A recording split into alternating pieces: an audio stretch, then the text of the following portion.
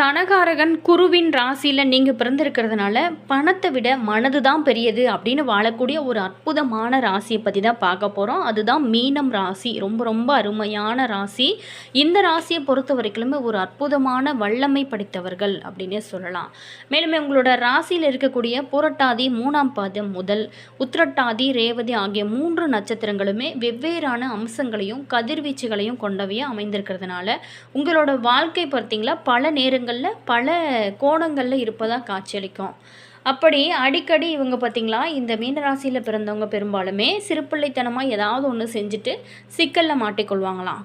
அதே மாதிரி குருவின் தனுசு ராசியில் பிறந்தவங்க பட்டுன்னு பேசுவாங்களாம். ஆனால் குருவோட மீன ராசியில் பிறந்த நீங்கள் இதமாகவும் இங்கிதமாகவும் சூழ்நிலை அறிந்துமே பேசக்கூடிய ஒரு வல்லமை படைத்தவங்க.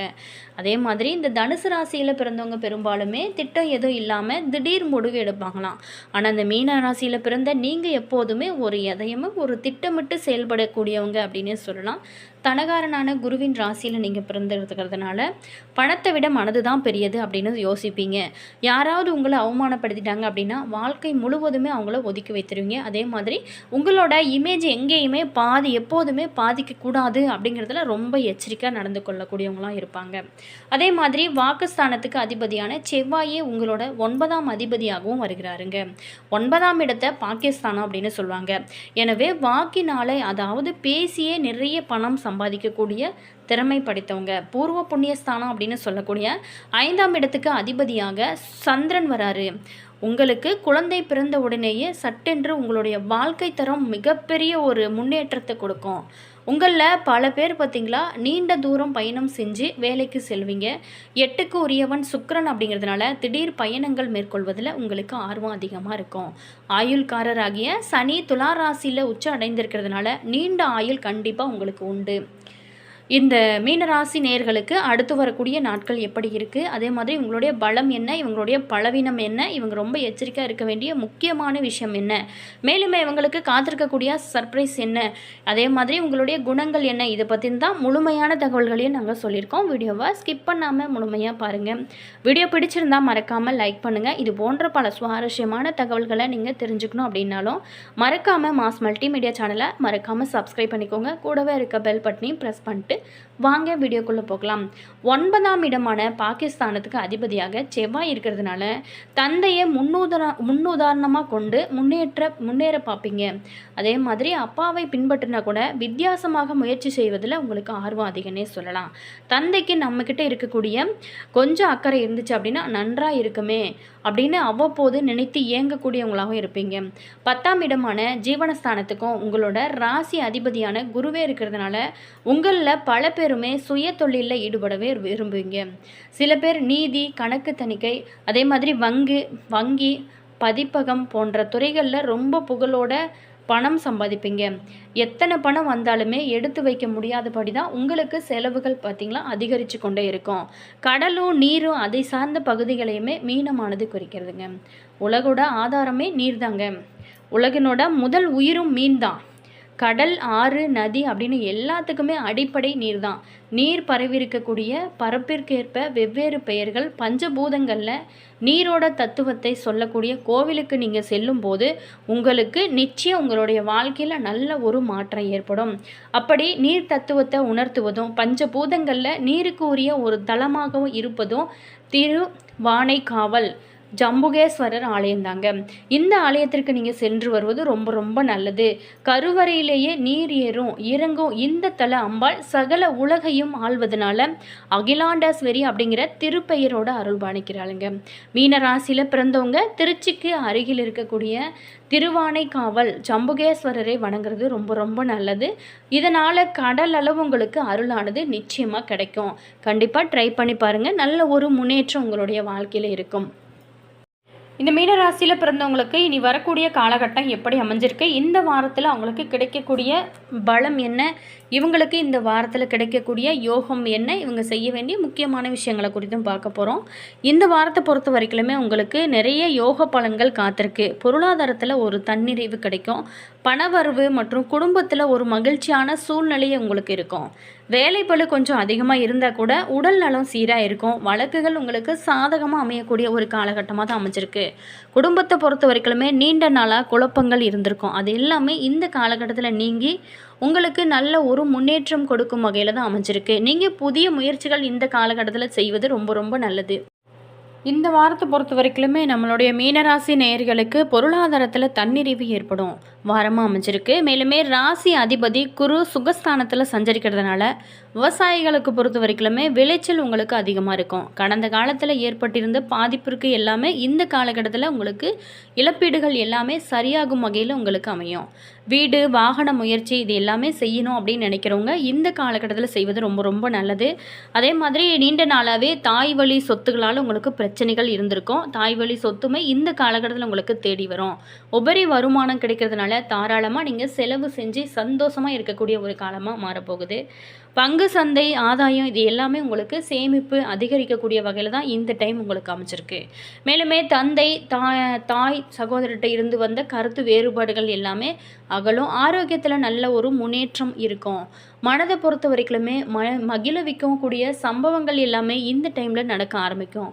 உத்தியோகத்தை பொறுத்த வரைக்கும் நீங்கள் நினைத்த இடமாற்றம் கிடைப்பது உறுதி. அதே மாதிரி புதிய வேலை வாய்ப்பு உங்களுக்கு மன நிறைவை கொடுக்கும். விண்ணப்பித்த அரசு உத்தியோகம் தொடர்பான நல்ல செய்திகள் எல்லாமே இந்த காலகட்டத்தில் தேடி வரக்கூடிய ஒரு வாய்ப்புமே உங்களுக்கு இருக்குது. திருமணத்திற்காக நல்ல வரனானது இந்த காலகட்டத்தில் கிடைக்கும். புத்திர பாக்கியம் வாரிசுமே இந்த காலகட்டத்தில் உருவாக்கக்கூடிய ஒரு காலகட்டமாக அமைச்சிருக்கு. ஆலய தரிசனமும் புனித நதிகளில் நீராடுவதும் உங்களுக்கு பாக்கியமும் உங்களுக்கு கிடைக்கும். தினமுமே தொடர்ந்து நீங்கள் விநாயகரை வழிபடுவதனால சகல ஐஸ்வர்யங்களுமே உங்களோட வாழ்க்கையில் கிடைத்து கொண்டே இருக்கும். மீனராசியில் பிறந்தவங்களுக்கு பொறுத்த வரைக்குமே இந்த வாரத்தில் தங்களோட குடும்ப உறவுகளுக்கு ரொம்ப முக்கியத்துவம் அளிக்க வேண்டிய ஒரு வாரமாக அமைச்சிருக்கு. உறவுகளோட உணர்வுகளுக்கு ரொம்ப முக்கியத்துவம் அளிக்க வேண்டி இருக்கும். அவங்களோட விருப்பங்களை பூர்த்தி செய்ய தேவையான விஷயங்களை செய்ய வேண்டியும் இருக்கும். மேலுமே இந்த டைமில் பொறுத்த வரைக்குமே மீனராசியில் பிறந்தவங்க அடிப்படையில் தன்மையானவங்க, கருணை உள்ளம் கொண்டவங்க, மற்றவங்களுக்கு மதிப்பு அளித்து நடக்கக்கூடியவங்களாகவும் இருப்பாங்க. ஜோதிட நிபுணர்கள் சொல்லும்படி இந்த வாரம் அவங்களோட குணத்திற்கு ஏற்ற வகையில் காரியங்கள் எல்லாமே சிறப்பாக நிகழும். குறிப்பாகவே தன்னை சார்ந்திருக்கக்கூடிய உறவுகளோட மனதை நோகாத வகையில் நடந்து கொள்வது ரொம்ப ரொம்ப நல்லது. உறவுகளை பொறுத்த வரைக்கும் மகிழ்ச்சியான தருணங்களை கொண்டு வர முயற்சி செய்யக்கூடிய ஒரு காலகட்டமாக அமைஞ்சிருக்கு. அதே போன்று தன்னோட உணர்வுகள் மற்றும் விருப்பங்களுக்கு மதிப்பு அளிக்கப்படுவதையும் கண்கூடாக நீங்கள் இந்த டைமில் பார்க்கக்கூடிய ஒரு வகையில் தான் இருக்க போகுது. நம்மளுடைய மீனராசி நேயர்களோட தொழில் மற்றும் வாழ்க்கை பணி செய்யக்கூடிய இடத்தை பொறுத்த வரைக்குமே சக ஊழியர்களோட இணக்கமான உறவை பராமரிக்கும் வாய்ப்பானது உங்களுக்கு கிடைக்கும். சக ஊழியர்களோட உதவியோட உங்களோட பணிகளை எல்லாமே நீங்கள் சிறப்பாக செஞ்சு முடிக்கும் வாய்ப்புமே உங்களுக்கு அமையும். அலுவலக அரசியலில் இருந்து இந்த டைமில் விடுபடுவீங்க. உங்களோட விருப்பமான ஊருக்கு இடம் மாற்றம் பெற்று செல்லக்கூடிய ஒரு அற்புதமான வாய்ப்புமே உங்களுக்கு அமையும். அதாவது சிறு தொழில் செய்யணும் அப்படின்னு நினைக்கிறவங்க இந்த காலகட்டத்தில் செய்வது ரொம்ப ரொம்ப நல்லது. நல்ல ஒரு முன்னேற்றம் இருக்கும். அது மட்டும் இல்லாமல் இந்த டைமில் பொறுத்த வரைக்குமே தங்களோட தொழிலை பல்வேறு கிளைகளுக்கு விரிவுபடுத்தவும் வாய்ப்பு நிறையாவே இருக்குது. அதெல்லாம் நீங்கள் சரியாக பயன்படுத்துவது உங்களுடைய திறமை. மேலுமே இறக்குமதி ஏற்றுமதி சார்ந்த தொழில் செஞ்சு வரக்கூடிய நபர்களுக்கு சாதகமான ஒரு காலமாக இந்த காலகட்டம் உங்களுக்கு அமைச்சிருக்கு. பண விஷயத்தில் மட்டும் நீங்கள் எதிர்பார்த்த லாபத்தை கொண்டு வரக்கூடிய ஒரு அற்புதமான காலகட்டமாக தான் அமைச்சிருக்கு. மீனராசி அன்பர்களை பொறுத்த வரைக்குமே மாணவர்களை பொறுத்த வரைக்கும் தங்களோட கல்வியில் சிறந்து விளங்கக்கூடிய வாய்ப்பு எல்லாமே பெற போகிறீங்க. கல்வியில் மட்டும் இல்லைங்க, விளையாட்டிலுமே சிறந்து விளங்கும் வாய்ப்பையுமே பெறுவீங்க. பெற்றோர் மற்றும் ஆசிரியர்களோட முழுமையான ஆதரவு உங்களுக்கு இந்த காலகட்டத்தில் உங்களுக்கு கிடைக்கும். நம்பிக்கையோட உங்களுடைய திறமையோட தன்னம்பிக்கையோட செயல்படுங்க. நல்ல ஒரு முன்னேற்றம் கிடைக்கும்.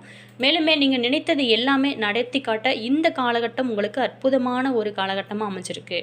அதே மாதிரி உங்களுடைய வாழ்க்கை இன்னும் சிறப்பாக இருக்கணும் அப்படின்னு நினச்சிங்களா, கண்டிப்பாக இந்த பரிகாரங்களை செய்யுங்க. ரொம்ப ரொம்ப முன்னேற்றம் கிடைக்கும். என்ன அப்படின்னா, நீங்கள் தட்சிணாமூர்த்தி வழிபாடு வியாழக்கிழமை நாட்களில் நீங்கள் மஞ்சள் நிற மலர்களை போட்டு வழிபடுறது குரு பகவானோட அருளானதும் நிச்சயமாக உங்களுக்கு கிடைக்கும்.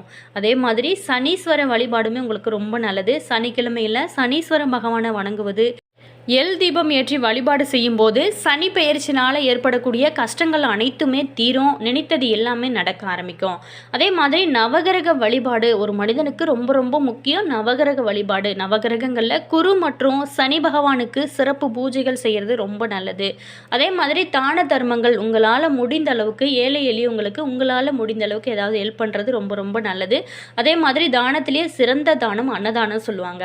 அந்த மாதிரி பசியோடு இருக்கவங்களுக்கு உங்களால் முடிந்த அளவுக்கு நீங்கள் உடை அல்லது உணவு இந்த மாதிரியான பொருட்கள் தானமாக வழங்குவது ரொம்ப ரொம்ப நல்லது. அதே மாதிரி கோயில் வழிபாடு ரொம்ப ரொம்ப நல்லது. அருகில் இருக்கக்கூடிய சிவாலயமாக இருந்தாலும் சரி, அல்ல அம்மன் ஆலயமாக இருந்தாலும் சரி, விஷ்ணு ஆலயமாக இருந்தாலும் சரி, உங்களுடைய வீட்டு அருகில் இருக்கக்கூடிய ஆலயத்திற்கு சென்று நீங்கள் வழிபாடு செய்வது ரொம்ப ரொம்ப நல்லது. மீனராசிக்காருக்கு அதுவும் ரொம்ப ரொம்ப நல்லது. தொடர்ந்து குரு பகவானை வணங்கிட்டு வாங்க. உங்களுடைய வாழ்க்கையில் நல்ல ஒரு மாற்றமோ ஏற்றமோ நிச்சயமாக கிடைக்கும். என்ன மீனராசி நேயர்களே, உங்களுக்கு இனி வரக்கூடிய காலகட்டம் எப்படி அமைஞ்சிருக்கு அப்படின்னு பார்த்தோம். வீடியோ உங்களுக்கு பிடிச்சிருக்கும் அப்படின்னு நினைக்கிறேன். வீடியோ பிடிச்சிருந்தா மறக்காமல் லைக் பண்ணிக்கோங்க. இது போன்ற பல சுவாரஸ்யமான தகவல்களை நீங்கள் தெரிஞ்சுக்கணும் அப்படின்னாலும் நம்ம சேனலை மறக்காமல் சப்ஸ்கிரைப் பண்ணிக்கோங்க. கூடவே இருக்க பெல் பட்டனையுமே ப்ரெஸ் பண்ணிக்கோங்க. அப்போ தான் நாங்கள் போகிற ஒவ்வொரு வீடியோஸுமே உடனுக்குடன் நோட்டிஃபிகேஷனை வந்து சென்றடையும். அதே மாதிரி உங்களுடைய ராசி என்ன, உங்களுடைய நட்சத்திரம் என்ன அப்படிங்கிறத மறக்காமல் கமெண்ட்ஸில் சொல்லுங்கள். அதே மாதிரி உங்களுடைய ஃப்ரெண்டு அல்லது ரிலேஷன் யாராவது மீனராசி நேயர்களாக இருந்தால் அவங்களுக்குமே இந்த பதிவை ஷேர் பண்ணுங்கள். All viewers, thank you.